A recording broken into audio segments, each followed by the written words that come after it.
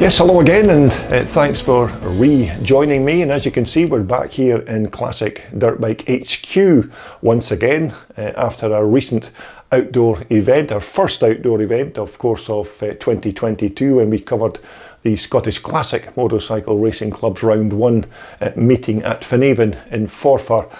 just about a week ago. And I hope you enjoyed all of the bikes and the racing footage from that event. Now, we will be packing our bags again very shortly as we head to the south of the country this time, and next weekend we'll be covering the Westmoreland Motor Club's 2-day scramble event. So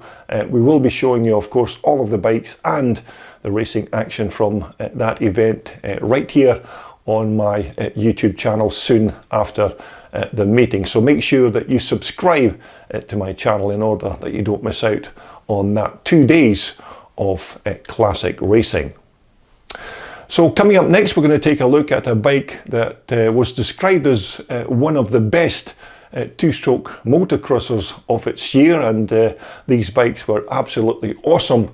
machines for their time. So without any further delay, let's jump straight into the video and take a look at Billy Porteous's lovely 1984 YZ250 Yamaha. So anyhow, this featured 1984 YZ250 Yamaha is another bike that I spotted during my paddock walkabout at the recent Scottish Classic Round 1 event at Forfar, and currently the bike belongs to Billy Porteous, who just recently bought the bike to use at these type of classic race events. Now, the machine was originally imported from the USA by a previous owner, and although the bike's not a fully original stock example, it's still a nice rendition of one of these iconic motocrossers from that 1980s period.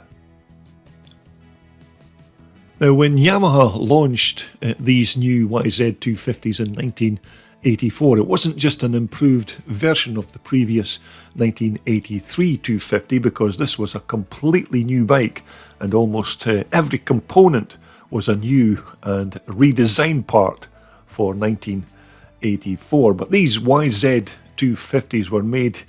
even more famous when they were raced by the legendary Ricky Johnson, who raced what was essentially a stock production version of this bike against full factory bikes in 1984, and he won the 250 National Motocross Championships that year.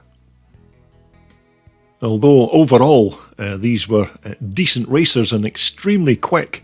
because they did have a brand new redesigned chassis, and the complete bike was super light at just 216 pounds, and they even say that this bike weighed even less than some European 125s. Although since purchasing the bike, Billy told me that he's not done anything to the machine other than a few tweaks with some of the chassis components, and as it stands, the motor is untouched and in the same running order as when he first bought the bike. Although for 1984, these YZ250s were one of the best smaller two-stroke racers of that year. Now, of course, they weren't perfect by any means, because they did have their little niggles, just like every other motocross machine, but they did have a good, light, tubular steel frame and a stonking liquid-cooled two-stroke engine. But this engine was a completely brilliant 250 two-stroke reed valve motor, which was liquid cooled, and it had a bore and stroke of 68mm, as I remember. But for such a small 250, this little engine could certainly pack a punch when it lit up and hit that sweet spot around the mid-range. But on big straights and maybe wide open tracks, it kind of ran out of puff at the top end. But the YZ was certainly fitted with Yamaha's YPVS, or Yamaha Power Valve System, to give it its full title, which of course these power valves were all the rage with the new strokers of the early 1980s, and it seemed that every off-road bike manufacturer of that time had some kind of similar power valves fitted onto their machines as well. But the motor's pre-mixed fuel was all fed through a quite substantial reed valve block, and again a decent Japanese Mikuni carburetor had the job of mixing the fuel and air in the correct proportions just to keep that 250 engine in its sweet spot. Now once again, the 84 YZ250 had a 5-speed gearbox which had more than enough cogs just to keep your left foot dancing on that shifter, and riders did sometimes complain about the move from second to third gear, which often led to you getting a box full of neutrals, although it's said that short shifting these engines certainly improved matters considerably when making quick changes. Although the 5 speeds was certainly more than enough gears for that 250 motor. Now the clutch, once more on our 250, was your stock wet, oil-cooled multi-plate item, and this again was usually trouble-free unless you were one of those riders who were so ham-fisted and cack-handed with your left hand continually slipping the clutch into high-speed turns, which naturally, of course, would then shorten the life of this delicate transmission part. Although I have to say, overall for a 1984 motocross two-stroke power plant, this 250 Yamaha motor was just a belter of an engine, and as I said, it gave you the best of its performance from the bottom to the mid-range where it did its best work. But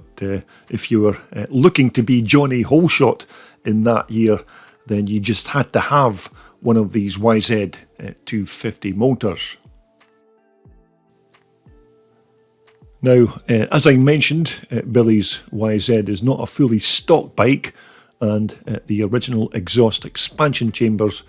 been swapped for this quality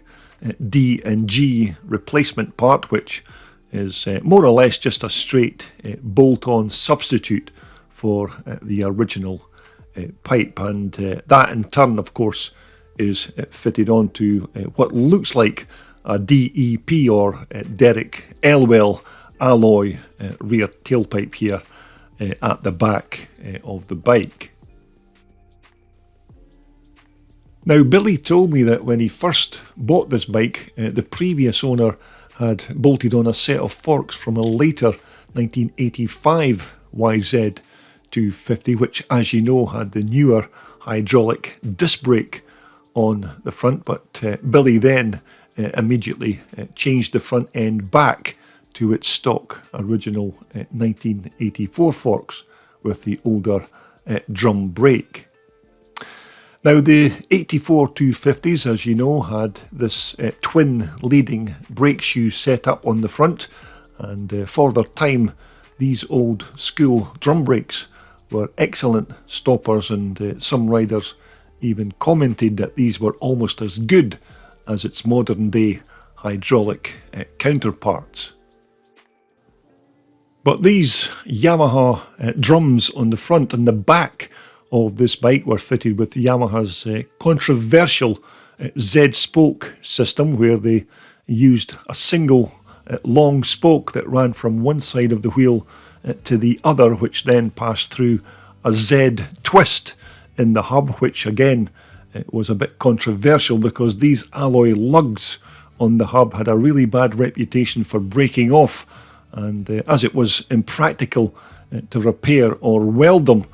second-hand Z-spoke hubs became like gold dust to find in 1984. But thankfully, Yamaha did see the error of their ways, and they ditched the Z-spoke system after 1984 and then reverted back to a conventional spoke hub arrangement in 1985. Now, at the rear of our 84 250, it had a single modern style monoshock unit with its remote gas and oil reservoir, and this rear suspension system did have plenty scope for making adjustments to the compression and rebound settings by using that clicker knob on the bottom of the shock and on the top of that reservoir. But these monoshock rear suspension systems were state of the art for their day, and they were another big step forward from the older twin shock suspension systems that were fitted on motocrossers through the early years of the 1980s. And again, that rear modern style monoshock was bolted through a linkage onto Yamaha's tried and tested alloy box section Motocross swing arm. And to be fair, this shock swing arm combination on this 84 250 was still pretty good, but occasionally on very bumpy racetracks this rear end of the bike did have a tendency to bunny hop and bounce around when the going got tough. And once again, because this was the early 1980s, almost every off-road bike of its time was using plastic fuel tanks on their motocrossers, and this fuel cell on our 250 normally contained just over 2 gallons of pre-mixed fuel, which was usually enough to feed that Yamaha two-stroke motor over even the longest of motocross race motos. Once more, because this machine is around, I think it's about 38 years old now, it's not going to still have all of its original controls still in place, and Billy's replaced all of the cables and levers and grips for brand new period replacements, because let's face it, you're never going to come across a motocrosser from the 1980s that still has all of its stock fittings still in place, and if you are going to put it back on the track after a long layoff, then it's safety first, of course, just as Billy has done here with replacement controls all around. Although probably the most important part of this bike's controls is to make sure that you have a decent gasser throttle control, because you don't want that throttle jamming open on the YZ when it's in full song. But back in 1984, these YZ250s were still pretty awesome bikes, and as I said, they were elevated to almost superstar status when the great Ricky Johnson was kicking ass on a simple production version of this bike, and he was making a complete mockery of the full factory bikes of Honda and Suzuki when he raced against them in 1984. Although as a complete motocross racing package, there wasn't really much to touch these 250s in that year, because it did have a superb tubular steel chassis. It had good front and rear suspension, and as I mentioned previously, it had an absolute stonker of a two-stroke motor that was both compact and powerful, and it would rev to the moon and back. But again, these 84 YZ250s are another one of the rare bikes that you very seldom see at classic, vintage or even evolution off-road events these days. And although Billy's featured bike here is not a fully original example, I must say it's still a rare treat just to see one in the flesh, so to speak, and to take a look at what was undoubtedly one of the top must-have two-stroke race bikes of 1984.